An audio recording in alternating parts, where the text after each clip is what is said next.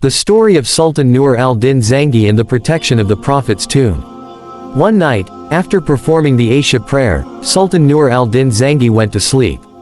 Suddenly, he woke up with tears in his eyes and cried out, "While I am alive, who dares to trouble my master, my Prophet, peace be upon him?" This was the third consecutive night the Sultan had seen the same dream. That night, in his dream, the Prophet Muhammad, peace be upon him, pointed towards two men and said, "These two are troubling me." Allahu Akbar. For the Sultan, this was no ordinary dream. He immediately gathered his companions and soldiers and set out from Damascus to Madinah.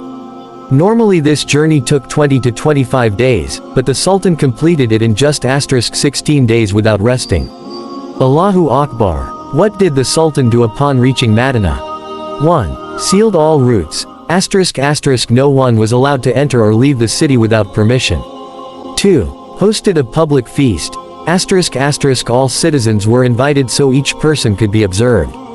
People came, ate, and left, but the Sultan didn't see the two faces from his dream. Finally, he asked Madinah's governor, "Is there anyone who didn't attend the feast?" The governor replied, "There are two Western pilgrims who worship daily near the Prophet's tomb and distribute water at Jannat al-Baqi in the evenings. They've lived here for years." Allahu Akbar. Who were these two pilgrims? The Sultan requested to meet them. Outwardly, they appeared very pious, living in a simple house with just a mat and few belongings. But when the Sultan lifted the mat, the floor beneath felt unstable. Upon removing the mat, they discovered a secret tunnel. When the Sultan's soldier entered, he made a shocking discovery.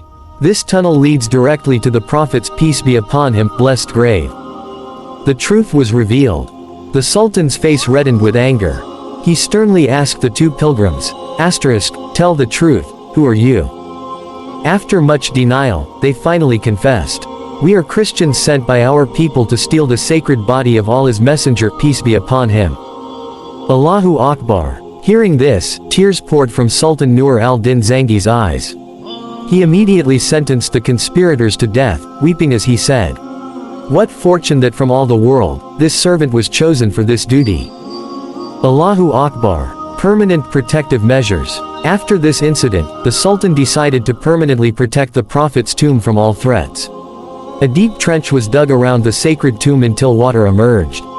The trench was then filled with molten lead to prevent any future secret tunnels. To this day, this lead trench remains around the Prophet's tomb, peace be upon him, standing as living proof of Sultan Nur al-Din Zangi's greatness and love for the messenger.